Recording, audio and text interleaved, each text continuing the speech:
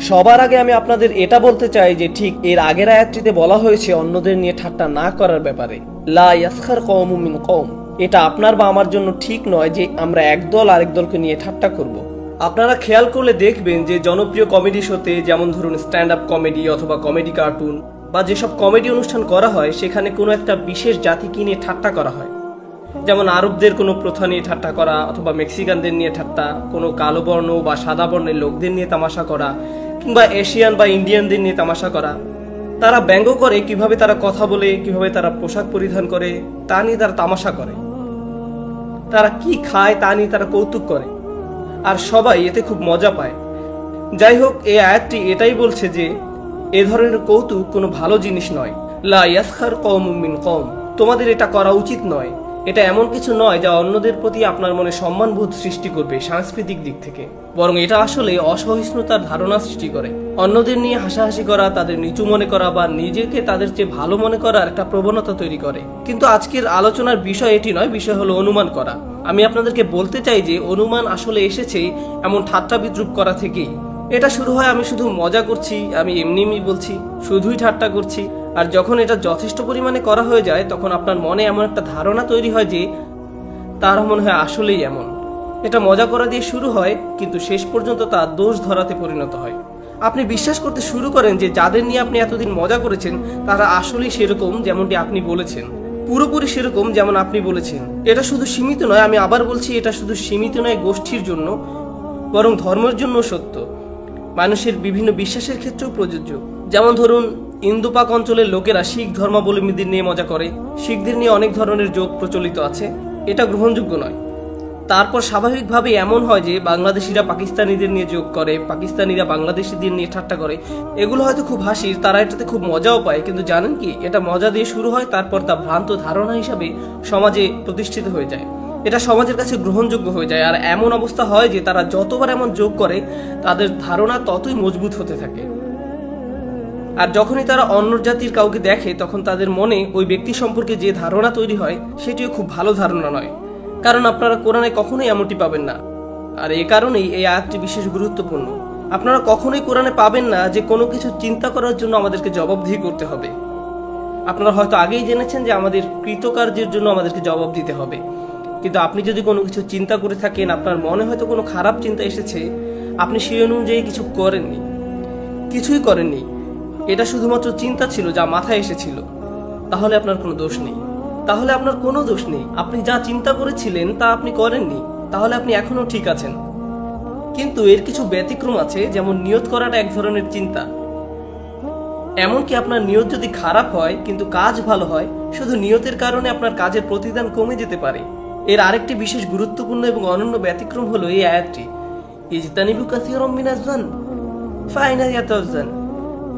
আল্লাহ বলেন, যতটা সম্ভব দূরে থাকো এই ধরনের জান থেকে, যেটাকে এই মুহূর্তে আমরা খুব প্রাথমিক অনুবাদে অনুমান করা হিসাবে বলছি। আর এই অনুমান করা আপনার মস্তিষ্কে ঘটছে, আপনি কিছুই বলেননি, কিছুই করেননি, কিন্তু তারপরেও আল্লাহ বলছেন এমনটি চিন্তাও করো না। দেখেছেন, আয়াতটি আসলে ঠিক একটি ব্যতিক্রম। আগের আয়াতে বলা হয়েছে অন্যদের নিয়ে ঠাট্টা করো না। এটা বোঝা যায় যে আসলে কোনো কিছু বলা বা কোনো কিছু করা এটা একটি কাজ। কিন্তু এখানে আর এই আয়াতের পরের অংশেও আছে, অন্যের উপর গোয়েন্দাগিরি করো না, অন্যের পিছে কথা লাগিও না। এগুলোর সবগুলোই কোনো কাজ যা মানুষ করে থাকে। অন্যের উপর নজর রাখা, অন্যের বদনাম করা, এসব করো না, ঠিক আছে? কিন্তু এখানে আমাদের শিক্ষা দেওয়া হচ্ছে কিভাবে আমরা আমাদের চিন্তা করার প্রক্রিয়াকে বদলাবো। এটা খুবই গুরুত্বপূর্ণ। আমরা এই প্রক্রিয়ায় একটি শক্তিশালী অংশের শিক্ষা পাচ্ছি। মানুষ যেভাবে চিন্তা করে তা যদি পরিবর্তন না হয়, আপনি কিভাবে চিন্তা করেন বা আমি কিভাবে চিন্তা করি তা যদি পরিবর্তন না হয়, তাহলে কখনোই উন্নতি আসবে না। সবকিছুই আরো খারাপের দিকে যাবে, সবকিছু আরো খারাপের দিকেই যাবে। আসলে আল্লাহ এর পরেই খারাপ পরিণতিগুলোর কথা উল্লেখ করেছেন। গীবত করা, অন্যের পিছনে কথা লাগানো, একে অন্যের উপর গুপ্তচর বৃত্তি করা, একে অন্যকে বিশ্বাস না করা, এই সবকিছু এক ধরনের চিন্তাধারা থেকে শুরু হয়, একটি বিশেষ ধরনের চিন্তাধারা থেকে তৈরি হয়। আর আল্লাহ বলেন, এই ধরনের চিন্তা থেকে যতটা সম্ভব দূরে থাকুন। এতটুকু ছিল শুধু ইজতানিবু কাসীরাম মিনাজ-যান এর সূচনা। আসুন শুরুতে দেখা যাক ইজতিনাব শব্দটির দিকে। ইজতিনাব শব্দটি এসেছে আরবি জানব থেকে, যার অর্থ হলো কোনো কিছুর পাশের দিকে। যেমন লোকেরা যখন পাশ ফিরে শোয়, ওয়া আলা জুনুবিহিম, তারা তাদের পাশে শুয়েছে। অথবা আপনি যখন প্লেনে ভ্রমণ করছেন, আমি জানি ডালাসে পাবলিক যানবাহনের খুব একটা আধিক্য নেই, যদি থাকতো ধরুন আপনি সাবওয়ে অথবা বাসে আছেন আর আপনার পাশে একজন লোক বসে আছে, মুসাহিব বিন চান, যে আপনার পাশে বসে আছে। হয়তো আপনি হোটেলের ওয়েটিং রুমে বা লবিতে আছেন অথবা হসপিটাল বা ডাক্তারের রুমে বসে আছেন, আপনার পাশে যে বসে আছে তাকে বলা হয় সাহিব বিন চান, কারণ সে আপনার পাশে বসে আছে। আর এর থেকেই খুব সুন্দর একটি ক্রিয়া তৈরি হয়েছে, আল ইজতিনাব। এর অর্থ হলো কোনো কিছু এড়িয়ে চলা যা আপনার ঠিক পাশেই আছে। এটির আক্ষরিক অর্থ হলো এড়িয়ে যাওয়া, কিন্তু এটা কিরূপ এড়িয়ে চলা বোঝাচ্ছে? এর মানে হলো এমন কিছু এড়িয়ে চলা নয় যা আপনার থেকে অনেক দূরে, আর এর দ্বারা আপনার কলুষিত হওয়ার সম্ভাবনা আছে। তাই আপনাকে নিজের পথ থেকে একটু সরে আসতে হবে একে এড়িয়ে চলতে হলে। এর থেকে আমরা শিখছি যে অন্যের প্রতি ধারণা পোষণ করা কোনোভাবে এড়ানো যাবে না, কারণ এটা সবসময় খুব কাছেই আছে, সর্বদাই আপনার ঠিক পাশেই আছে। এমন নয় যে আপনি বলতে পারবেন না আমি মানুষকে নিয়ে কোনো ধারণা করি না, আমি কাউকে বিশ্লেষণ করি না, আমি এমন না। কিন্তু সত্য হলো এটা সবসময় আছে। আর ইফতিয়াদ বা ইজতিনাবের কাঠামোটি আরবিতে এমন যে এটা বোঝায় আপনাকে চেষ্টা করতে হবে এর থেকে দূরে থাকার জন্য। এটা স্বাভাবিকভাবে আসবে না।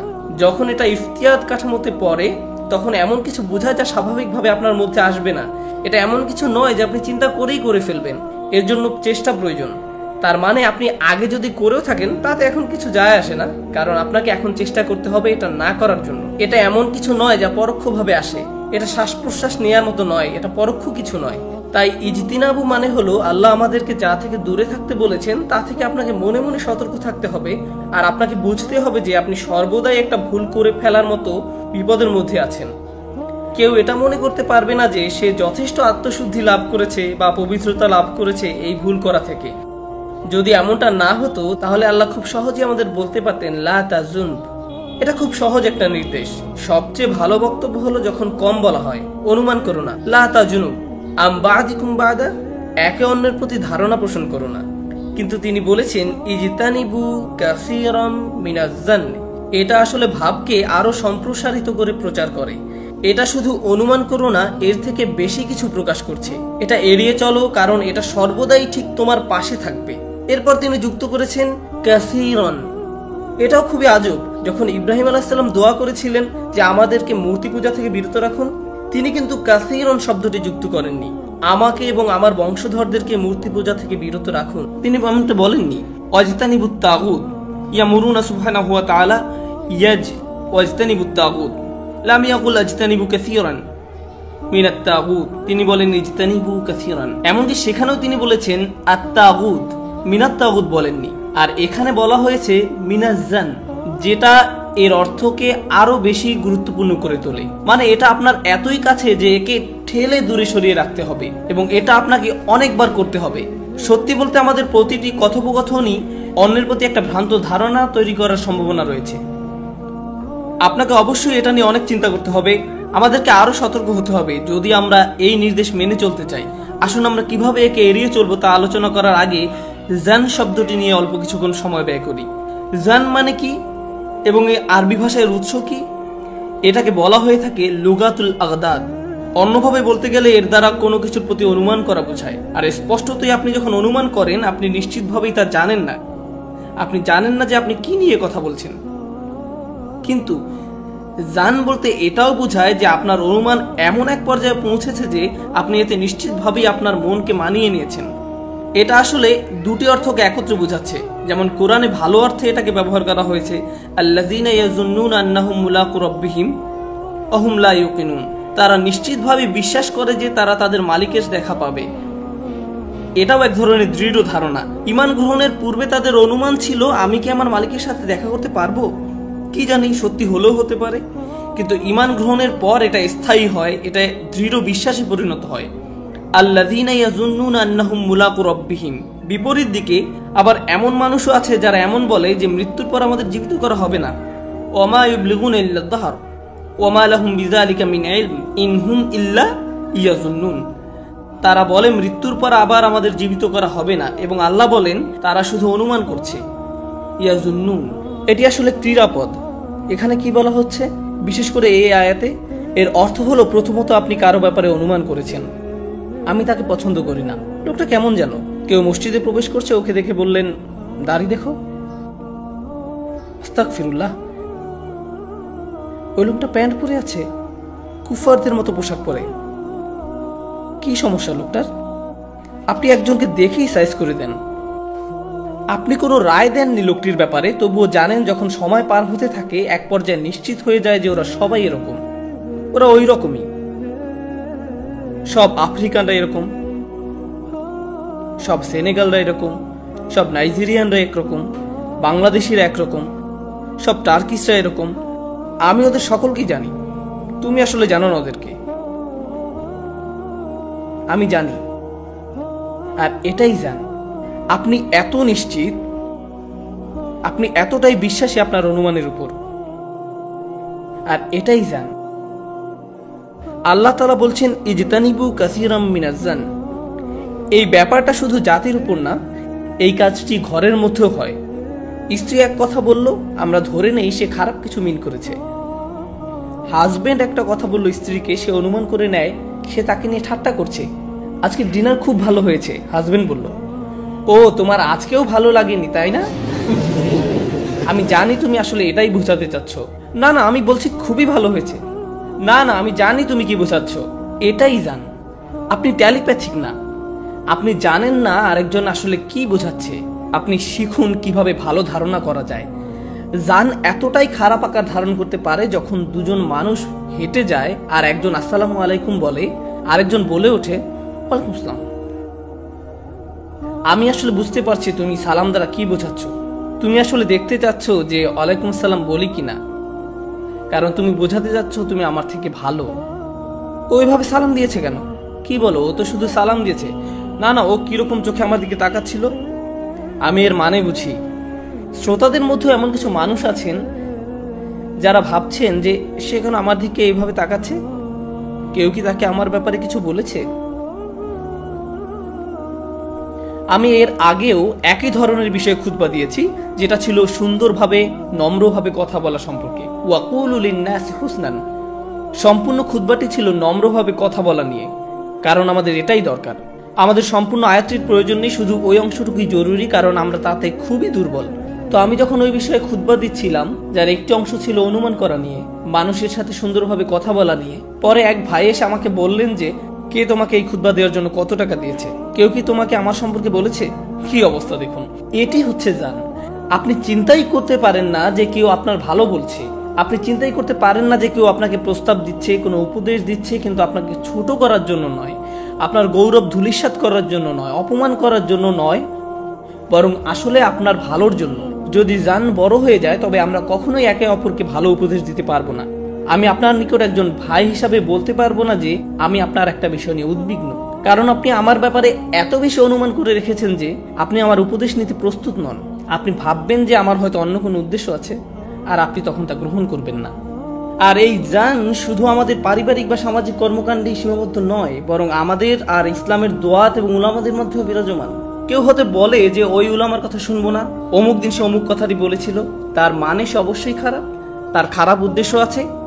দেখুন, আমাদের উলামারা নবী নন, আমাদের দায়ীরাও নবী নন। আল্লাহ রসুল সাল্লাল্লাহু আলাইহি সাল্লামের পরে যে কোনো ব্যক্তিই তার বক্তব্যে ভুল করতে পারে, কারণ তারা সকলেই সাধারণ মানুষ।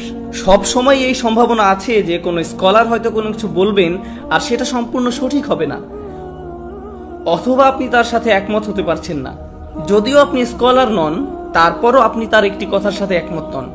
তার মানে এই না যে তারা যত ভালো কাজ করেছে অথবা ভবিষ্যতে করবে সবই বৃথা গেল। আপনি শুধু তাদের একটি কথার কারণেই তাদের তাচ্ছিল্য করতে পারেন না, কোনোভাবেই পারেন না। যদি এমনটা আপনার বা আমার সাথে ঘটতো, ভাবুন যে আমি একটি কথা বলেছিলাম 5 বছর আগে, আর কেউ একজন সেটি মনে রেখেছে আর আমার আর কোনো কথারই মূল্য দিচ্ছে না। অথবা হয়তো আপনি আমার বন্ধুকে কোনো কিছু বলেছিলেন। আমরা সবাই ভুল করি, কারণ আমরা সাধারণ মানুষ। কিন্তু শুধু একটি কথার উপর ভিত্তি করে একজন মানুষের পুরো চরিত্রকে অনুমান করা ঠিক নয়, তার চরিত্রকে ধূলিসাৎ করা ঠিক নয়।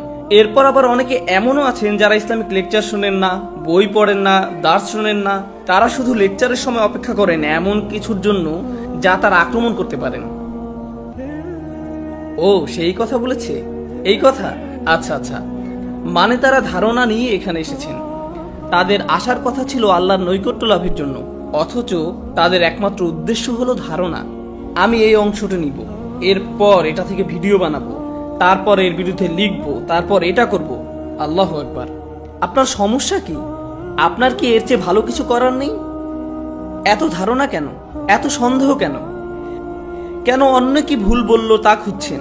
আমরা নিজেদের দোষ খুঁজতে এতটাই ব্যস্ত যে নিজেদের মধ্যে ভালো কিছু করার সময় নেই। আমাদের উম্মার সবাইকে আল্লাহর কিতাব নিয়ে এতটাই বদ্ধ হয়ে গিয়েছে যে আমাদের এখন খুঁজতে হবে আপনি কি ভুল বললেন, আমি কি ভুল বললাম, আর অন্যরা কি ভুল বলল। আমাদের এইসব করার সময় নেই। এর পিছনে শ্রম ব্যয় করার কোনো মানে নেই, চেষ্টা করার কোনো লাভও নেই। আল্লাহর বাণী প্রচার করার বদলে আমরা নিজেদের জুনুন নিয়েই মগ্ন, আমরা এসব নিয়েই ব্যস্ত। এজন্যই আল্লাহ বলেছেন ইজতানিবু কাসীরাম মিনাজ-জান। কিন্তু এটাই আমার খুতবার পুরোটা নয়। এরপরে আছে ইন্না বাদাজ-জান্নি ইসমুন। তিনি বলেন নিঃসন্দেহে, কোনো সন্দেহ নাই। এটা পরিহাসের ভাবে আল্লাহ বলছেন, প্রথমত অনুমান হলো এমন কিছু যা তুমি শুরুতে সন্দেহ করেছিলে, কিন্তু ধীরে ধীরে তা মনে গেঁথে গেল। তাহলে আমি এখন এমন কিছু বলি যাতে কোনো সন্দেহ নেই, অনুমানের পর একটি জিনিস অবশ্যই আসবে, ইসম আসবে। আরবি ভাষায় ইসম এর প্রচলিত মানে হলো পাপ, কিন্তু কোরআনে পাপ বলতে জুনাহ, হারাজ সহ আরো অনেক শব্দ ব্যবহার করা হয়েছে, জানব শব্দ ব্যবহার করা হয়েছে, এমন অনেক শব্দ ব্যবহার করা হয়েছে। তাহলে ইসমের বিশেষ অর্থটি কি? এর কয়েকটি অর্থ আছে। পুরনো দিনে আরবি কবিরা তাদের কবিতায় জুয়া খেলা বোঝাতেও কখনো ইসম শব্দ ব্যবহার করতেন। হিমার বা জুয়া খেলার বদলে তারা ইসম শব্দ ব্যবহার করতেন। তারা শব্দ দুইটি একে অন্যের পরিবর্তে ব্যবহার করতেন। অন্যভাবে বলা যায় আপনি আসলে জুয়া খেলেছেন। যখন আপনি অনুমান করেছেন আপনি জুয়া খেলেছেন, আপনি হয়তো সঠিক কিন্তু আপনি ভুলও হতে পারেন। আর আমাদের দিনে যদি কোনো কিছু স্পষ্টতই খারাপ থেকে থাকে তা হলো জুয়া খেলা। কবিরা আরও একটি ক্ষেত্রে ইসম বা পাপ শব্দটি ব্যবহার করতেন, সেটি হলো অ্যালকোহল বা মদের পরিবর্তে। আমরা মদ খেয়েছিলাম, এর পরিবর্তে তারা বলতো আমরা ইসম পান করেছিলাম। মানে অন্যের প্রতি ধারণা করা এমন অবস্থায় যেতে পারে যে আপনি এতে মাতালের মতো হয়ে উঠবেন। আপনি আর ঠিক মতো চিন্তা করতে পারবেন না। মাতালরা যেমন উল্টাপাল্টা কাজ করে বা উল্টাপাল্টা কথা বলে, আর যারা মানসিকভাবে এমন হয়ে যায় তারা মাতালের মতোই হয়ে যায়। তারা যেন এতে নেশাগ্রস্ত হয়ে পড়ে। এমনই হয় তাদের সাথে। ইন্না বাদাজ-জান্নি ইসম, আল ইসম বিমা লা জাযাআ কাযালিক। ইসম শব্দটি ক্ষতিপূরণ অর্থও ব্যবহার করা হয়। মানে এটা যেমন তেমন কোনো পাপ নয়, এটা এমন পাপ যার জন্য আপনাকে ক্ষতিপূরণ দিতে হবে। আপনি এর মূল্য দিবেন আর বাকিরা এর প্রতিফলন দেখবে। এটা এমন নয় যে ফেরেশতারা লিখে নিল, কেউ দেখলো না, শুধু শেষ বিচারের দিন তা দেখা যাবে। না, আপনি এই দুনিয়াতেই এর কুপ্রভাব দেখতে পাবেন। আপনি এখানেই অনুমান করার কুপ্রভাব দেখবেন। ভ্রাতৃত্ব নষ্ট হবে, সংসারে ফাটল দেখা দিবে, কারণ লোকজন অনুমান করে যে অন্যের মনে কি আছে। পুরো জাতি হয়তো যুদ্ধের জন্য প্রস্তুত হবে কোনো একটা অনুমানের কারণে। কতগুলো রাজনৈতিক স্ক্যান্ডাল হয়েছে অনুমানের উপর ভিত্তি করে। কোন একটা গুজব রটলো অমুক নেতা এই কাজ করেছে, কোনো প্রমাণ নেই, কিন্তু মানুষ এর মধ্যেই রাস্তায় মারামারি শুরু করে দিল। মানুষ মরতে শুরু করলো, ব্যবসা বাণিজ্যের ক্ষতি হলো, কিন্তু কোনো দেশের তাতে কিছু যায় আসে না। আসল কথা হলো গুজবের উপর ভিত্তি করে, একটি জানের উপর ভিত্তি করে কিছু মানুষ মারা গেল। এটা কতটা গুরুতর তাহলে? এটা শুধু ব্যক্তিগত বা সামাজিক ক্ষতিই করে না, পুরো দেশ ধ্বংস করতে পারে, পুরো জাতিকে শেষ করে দিতে পারে। উদাহরণ হিসাবে বলা যায় আমরা অনুমানের উপর ভিত্তি করে যে যুদ্ধে গিয়েছিলাম তার কথা। আমরা এই অনুমান প্রচার করেছিলাম যে সেখানে মরণাস্ত্র আছে, তাই না? কিন্তু এখন সবাই জানে আসলে কিছুই ছিল না, সবাই জানে। এটা কোনো গোপন খবর না, অথচ কত মিলিয়ন মানুষ মারা গেল এই অনুমানের কারণে। ইজতানিবু কাসীরাম মিনাজ-জান্নি, এটা শুধু মুসলমানদের জন্যই না, বরং সমগ্র মানব জাতির জন্য উপদেশ। এ কারণেই পরের আয়াতে আল্লাহ বলেননি ইয়া আইয়ুহাল্লাযীনা আমানু, তিনি বলেছেন ইয়া আইয়ুহান নাস ইন্না খালাকনাকুম মিন যাকারিন ওয়া উনসা। হে মানব কুল, আমি তোমাদের জাতি ও গোত্রে বিভক্ত করেছি। আমি তোমাদের বিভিন্ন জাতি, ভাষা ও সংস্কৃতিতে ভাগ করেছি, এই জন্য যেন তোমরা একজন আরেকজনকে চিনতে পারো। এই জন্য নয় যে তোমরা একে অপরকে নিয়ে ঠাট্টা করবে, অনুমান করবে। এটা বিভিন্ন জাতি তৈরির কারণ ছিল না। তোমরা বুঝতেই পারোনি আমি কেন তোমাদের এভাবে সৃষ্টি করেছি। আমরা কেন ভিন্ন আপনারা এর গুরুত্ব ধরতে পারেননি। আর এটা বলা হয়েছে সমগ্র মানব জাতিকে। কিন্তু এর পূর্বে তিনি বলেছেন ইয়া আইয়ুহাল্লাযীনা আমানু ইজতানিবু কাসীরাম মিনাজ-জান্নি। কেন তিনি এটা বললেন? এতে কি শেখার আছে? সমগ্র মানবজাতিকে উদ্দেশ্য করার আগে তিনি বিশ্বাসীদের উদ্দেশ্য করেছেন, কারণ মুসলিমদের অন্যদের জন্য উদাহরণ হতে হবে। কিভাবে ভ্রান্ত ধারণা থেকে দূরে থাকা যায়, কিভাবে অন্যদের নিয়ে ঠাট্টা করা যাবে না, কিভাবে অনুমান করা থেকে দূরে থাকতে হয়, কিভাবে সুসম্পর্ক রাখতে হয়, কিভাবে সন্দেহ থেকে দূরে থাকতে হয়। পুরোপুরি পরিষ্কার প্রমাণ ছাড়া কোনো কিছুই মতামত দিবেন না। যতক্ষণ সব পরিষ্কার না হচ্ছে আপনি কোনো মতামত দিবেন না, কোনো কিছু বলবেন না। আমি বলার জন্য যথেষ্ট জানি না, এখানেই থেমে যান। কেউ আপনার মতামত চাইলো, আপনি এই ইমামের ব্যাপারে কি ভাবেন, ওই লোকটির ব্যাপারে কি ভাবেন, তার ব্যাপারে কি ভাবেন। আমি যথেষ্ট জানি না, কিন্তু মনে হয় খুব একটা ভালো না। না না, আমি যথেষ্ট জানি না, এখানেই শেষ, শেষ, আর কিছু বলার নেই।